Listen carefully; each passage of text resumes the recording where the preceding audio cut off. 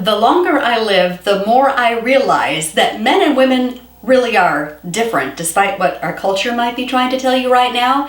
Let me explain how this works out in a marriage. So as a wife, when we're having a bad day, a frustrating day, when we're sad or upset or lonely or afraid, we need a husband to comfort us. We're like expecting him to notice our distress, notice we're upset, and immediately know what to do, because all of our girlfriends would know what to do in that moment. They would know that we need a hug and that we need them to just cheer us on and say, it's going to be okay and I'm with you in this. Because women generally, I'm going to do a little generalization here, women are generally very empathetic, quick to perceive feelings and enter into those feelings with you. And a woman, like if she's a new mom and she's describing how she's been up at night and she's sleep deprived and she can't get the baby to latch on right and all the things, another woman can be moved to tears just by listening to this story because she enters into it. She's empathetic. A guy, not so much typically. Most men are like deer in the headlights, like, I don't know what she wants from me. I just feel like she's all distressed and then all of her emotions are kind of scary,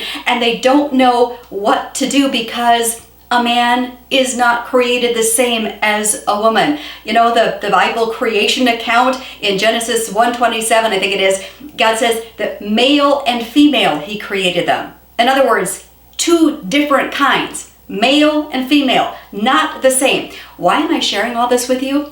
Stop putting those expectations on your husband that he's going to perfectly empathize with you, that he's going to be perfectly compassionate, that he's going to want to sit for hours and listen to every nuance of your day and stare deeply into your eyes as you're telling him about how you felt about every nuance of your day. Probably not going to happen. This does not make your husband evil. It makes him a man.